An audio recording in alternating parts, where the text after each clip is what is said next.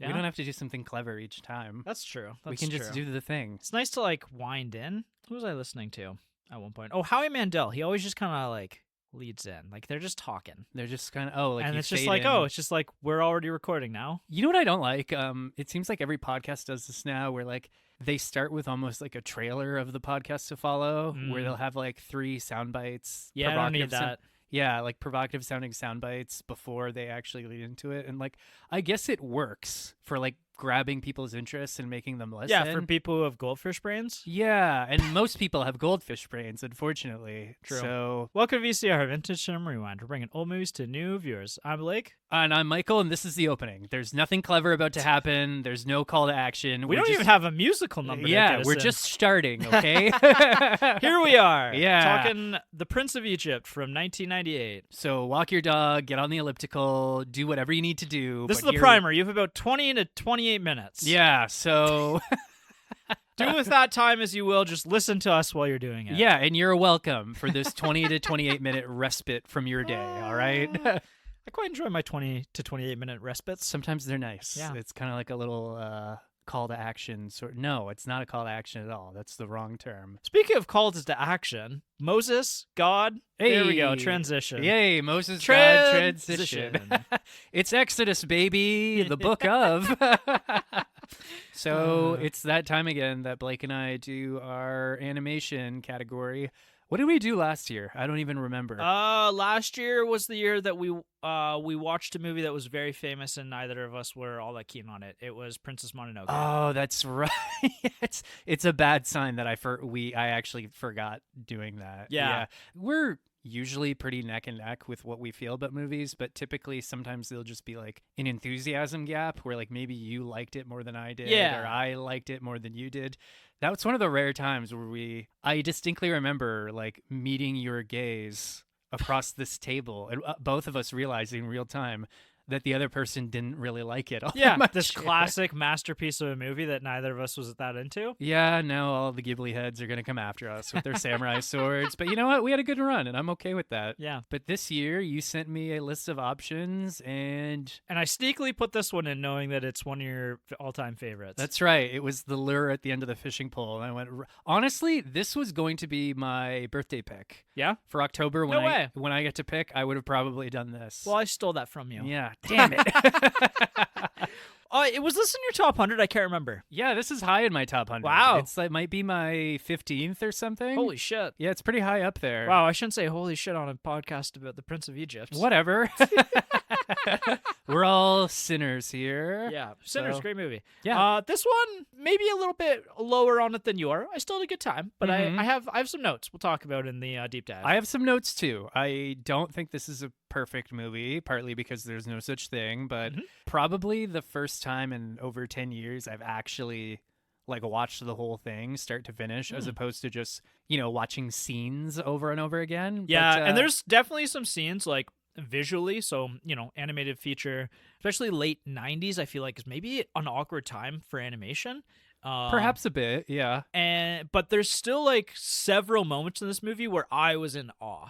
Like it is kind of, especially now when we don't really get hand-drawn animation anymore, it is kind of like a testament to like the power of the human eye or the human hand.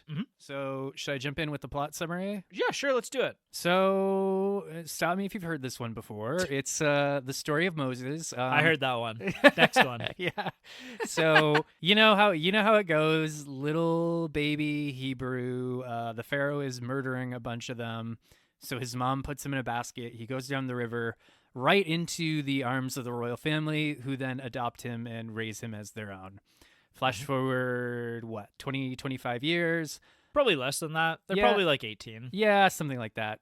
Maybe I'm just going to stop myself in my tracks here. What I find so compelling about this movie, and I think many of you can attest to this, is it's retelling the famous story of Moses, but from kind of a unique perspective, in that it pretty much squarely focuses on Moses' relationship with his adoptive brother Ramesses. Yeah, and I think that's a very good choice. Actually, a very good choice to a fault, because I found that when the dynamic between the two adoptive brothers wasn't the forefront of the plot that I kind of was starting to fall off the ride. Yeah, it sounds like I enjoy this movie more than you did, but yes, it's very much a brotherhood story. It's almost like Cain and Abel. I was going to say like Ben-Hur style with less gayness.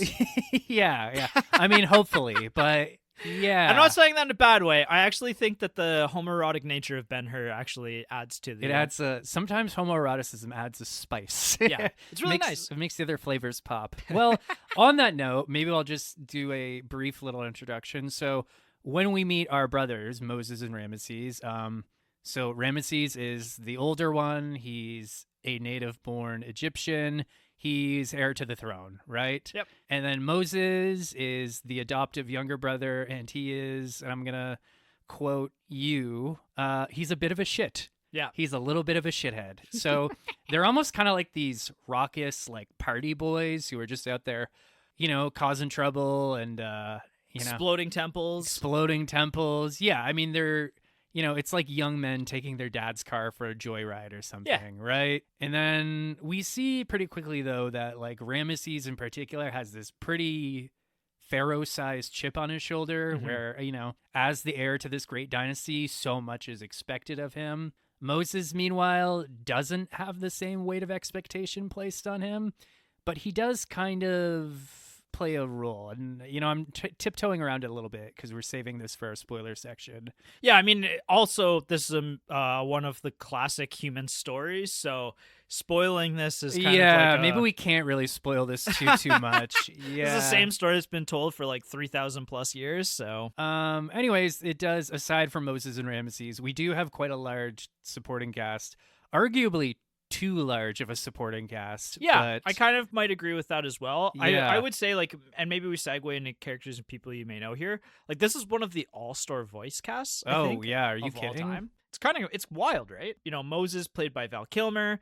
One of the highlights of the movie, I think, is his portrayal of Moses in this movie. He also voices God in this movie, which is maybe a commentary on God is in all of us. I don't know. Sure.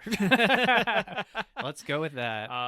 Val Kilmer. He's like, he's a name. We've talked about Val Kilmer on this podcast before. We've done Heat. R.I.P. We lost him, 2024? Yeah, it's been, about 2 years probably. Yeah. Yep. That's such a shame. Maybe who I didn't realize was in this movie and then was kind of like floored by was the fact that Ralph Fiennes is in this movie. Yeah, Lord Voldemort himself plays Ramesses. Yeah. And I just watched him in The Bone Temple 28 years later. And he's absolutely phenomenal in that movie. He elevates it, probably a whole star on Letterboxd. He's definitely one of those actors that I didn't realize was everywhere. Mm-hmm. Like, now that I know who he is, I've started seeing him everywhere, like just everywhere. And he elevates everything that he's in, right? Yeah, like I think most recently I saw him in The Menu where he played the evil chef, and I'm like, yep, he's one of the greats. He's one of the greatest living actors, in my opinion. I am inclined to agree. He's been on just like a 25-year run that, sometimes he literally disappears from the role and you don't know that, right? Yeah, well, I mean, even like Voldemort, you can't, I mean, granted, there's CG and makeup and stuff, but like you have to really look for him in Voldemort. Yeah. One of the all-time greats. Michelle Pfeiffer as Zipporah, the love interest for Moses. I have notes on that. Sandra Bullock as Miriam. Jeff Goldblum as Aaron. The only voice that I was like, that's Jeff Goldblum. Jeff Goldblum, great actor, does not disappear into a ghost. Every time it's a Jeff Goldblum performance, you're like, that's It's like literally the opposite. It's like the roles disappear into Jeff Goldblum. Yeah, exactly. Jeff Goldblum is this entity that consumes. Yeah. He was the only actor whose voice I was like, that's Jeff Goldblum. And Jess was like, probably. And then we looked it up. It's funny. One of his first interactions is when he's talking to Moses, who doesn't really realize who he is. And, Jeff Goldblum's like, "Oh, forgive my sister. She's delirious from all the work today. Not that we're complaining. We actually quite liked it." And I'm like, that was a line written for Jeff Goldblum. But yeah. Danny Glover as Jethro, Patrick Stewart as the Pharaoh, Helen Mirren as the Queen, Steve Martin and Martin Short as the two evil magicians. Yeah, I mean, like, you can't swing a dead cat without hitting an A-lister in this movie. Yeah, pretty much. Like, even to the point where it's almost funny how, like, for instance, Helen Mirren as the queen, she's barely in the movie. Yeah. She's in like 2 or 3 scenes, and it probably cost millions of dollars to get her. So, yeah, I'm not complaining. It's a great movie. It's one of my favorites. Yeah, no, for sure. And I think that's one of the highlights of this movie is just how stacked the cast is. I think what's really interesting is like behind the camera as well, who is involved in this. Brenda Chapman is kind of one of the primary of the 3 directors in this movie. She was huge in the 90s. Like, she wrote all of the big 90s Disney hits, right? Like Beauty and the Beast and Lion King. Oh, yeah? She also wrote and directed Brave in 2012. No shit. Yeah. Huh. You were a fan of that one, right? I didn't see it till I was like 30. And I was like, yeah, all right. Like, it was kind of cool. All right, fair enough. I haven't seen that. I'm not a resident animation expert here. However, one movie that I have seen by the secondary director, Steve Hickner, is a little movie called Bee Movie. No kidding. So there you go. There's your fun fact of the day, that the Prince of Egypt is directed by the same director as the Bee Movie. I think the Bee Movie, as in the greatest movie ever told. The greatest film ever put to the silver screen. Yes. The third director, Simon Wells, actually directed An American Tail, Fable Goes West, which I have fond memories as a kid of, but not really like any depth to those memories other than it was a movie I watched. I'm sure I saw it, but you probably did because I had a VHS of it. I'm sure we saw it together, right? Yeah, yeah. And written by Phil Lezebnik, who wrote Pocahontas, Mulan, and The Road to El Dorado. All bangers that you like that I'm pretty indifferent on. I'm honestly, those are B tier animated features. Wow. Yeah. Fair enough. I have, honestly, if I'm being completely fair, I haven't returned to any one of those 3 movies. I haven't either, so maybe they are all bangers. Yeah, I don't know. They could be bangers. We just don't know. Huh. They could be bangers. We just don't know. We're like British health inspectors. So who's this movie for? Does it hold up to a modern day watch?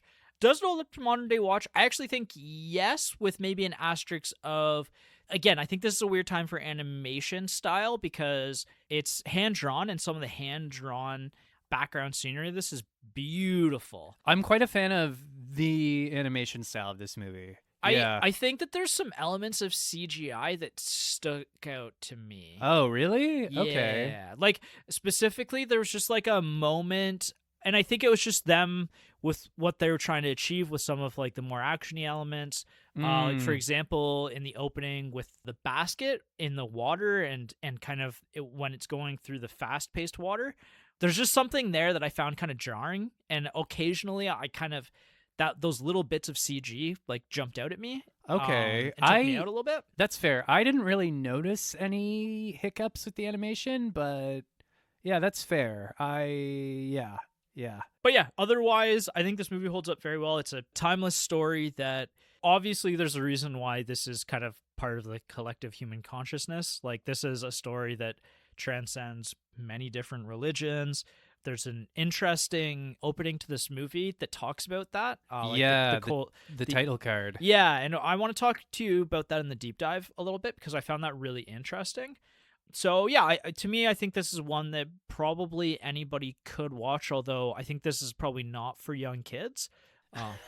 Well, I've spoken before about how I have a fondness for children's movies that are kind of will very likely traumatize young children. Mm-hmm. And this movie is no exception to that rule. So, well, yeah, I mean, pretty much anybody listening to this kind of knows like the basic beats of the Moses story, right? So, and you're probably thinking to yourself, oh, well, they must dumb that down for a kid's movie. No, really. They don't, actually. No. They do not. And they marketed this to adults as well when it came out, which I found interesting. Is that right? Yeah. Huh. So I mean, 8 and up, maybe, depending on how well your kid does with some more mature How themes. does your child feel about genocide? It's I do feel like this movie holds up quite well. I will admit, having watched it in its entirety for the first time in a long time, there are a couple of things that stood out to me a little bit that I was like, oh, I don't remember this. Okay, not getting into it too much, but what do you think of it as a musical? Because this is a musical, which we should tell people as well. Oh, I think every song is a banger. Okay. I think arguably the music is the most... I'd say each song is a banger. Let's Okay. put it that way. Arguably, the music is one of the most important features. So here's where I'm at. I fundamentally disagree with you on that particular thing. Oh, so you didn't like the music as much. I didn't vibe with the music as much as you did, and just Okay. also thought it wasn't maybe the strongest point in the movie. Interesting. Yeah. You weren't here for the songs. I wasn't there for the songs, which puts me in a weird position watching this movie. Yeah, because that's like a horror movie that doesn't scare you, right? Yeah. You're like, if you don't. Yeah, and maybe that just comes down to taste. Yeah, and I wouldn't say that I'm like the biggest musical fan ever. To be honest, I'm not really either. But so. I definitely have like musicals that I really, really love, right? Like that are very important to me. Something Rotten being an example of a theatrical musical that I really like, and I'm going back to see this summer at Stratford Festival. I think I'm going with you to that one. Yeah, we got to plan that. Yeah, as a side note, just off podcast making decisions. That's right. If anybody wants to stalk us, that's a great opportunity. You know, I actually saw, who did I see there? I saw two famous guys from YouTube who do videos about science watching that play. So I've seen famous people at Stratford Festival. There you go. Good. Yeah. Glad to hear it. I can't remember what their evidently not that famous. ASAP Science, maybe? Yeah, I couldn't tell you. I'm not a science guy. Yeah. My partner would know. Anyway, what's a weird tangent? Yeah, so I think your mileage may vary on the musical aspect of this, but, you know, it's a classic story. It's got some pretty good animation. I also want to point out, it is a classic story. It's also a fresh take and a very human take on a classic story. Yeah. Like, it's not airy or pretentious. And again, like I said earlier, it's very clearly focused on this kind of like family saga drama type thing. Yep. Which I think kind of elevates the material quite dramatically. Yeah, I generally would agree with you. In terms of memories of this one, Jess had really fond memories of this going in from her childhood, and she had the VHS tape. I didn't have the VHS tape. I think I saw this once as a kid, so not as high on this one as a kid either. I can remember being on the playground and shouting, like, "You're playing with the big boys now," at some bullies I was antagonizing. So I must have seen it. Yeah. This definitely wasn't repeat viewing as a kid. I think I must have been in like my late teens, early 20s where I kind of rediscovered this movie and was like, wow, I love it. Nice. So when to watch? When you got this one? This was a Saturday night viewing for me, like prime blockbuster time. I feel like this is kind of a movie you can kind of watch anywhere, anytime. I got this one as a Sunday evening one, just because it's like, it's not quite a have a half snooze on the couch, you know, watch some like epic war movie or something. Mm-hmm. But it's kind of got that historical base to it. It's a little bit family oriented, but not necessarily not that oriented family. Yeah.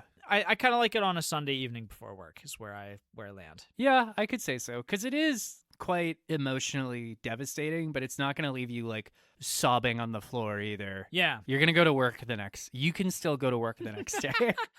Profoundly different. Yeah, exactly. Where to watch? This one isn't actually streaming anywhere. I had to rent this one on YouTube. I did too.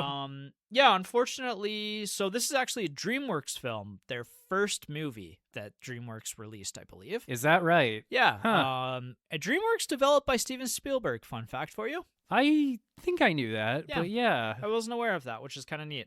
But yeah, so this is actually DreamWorks is part of Universal. So if you're in America, you might be able to stream this one on Peacock. But right now, there's not really like, I wouldn't say there's a great home for Universal films. Like they kind of just float between different streaming platforms. So yeah, I wouldn't be shocked if this one pops up at some point though. You know, I just kind of assumed DreamWorks movies would be on like Crave or something, but yeah, I guess not. Yeah. So you may have to go digging around for this one, or wait till it comes on streaming. Imagine being like, I'm going to watch The Prince of Egypt. I better download Peacock. Like, what a stupid sentence to come flying out of the front of your face. Yeah.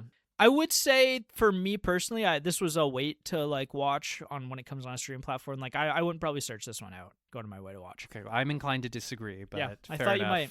I thought you might. Anything else you want to talk about before we get into the deep dive? No. Okay. I do not. I will see you all next week. Yeah. Was there anyone else that you thought this movie was for? Not particularly. I do. I mean, it's hard to say that it's for anyone else when I said it was for everyone, basically. It is kind of for everyone. Yeah. I mean, I'm sure biblical scholars or people like that might really enjoy this movie. Yeah. I have a lot of thoughts, but I'm saving them for the deep dive. Okay, fair enough. Yeah, we'll just get right into it then. So we'll see you next time on the deep dive. Bye-bye.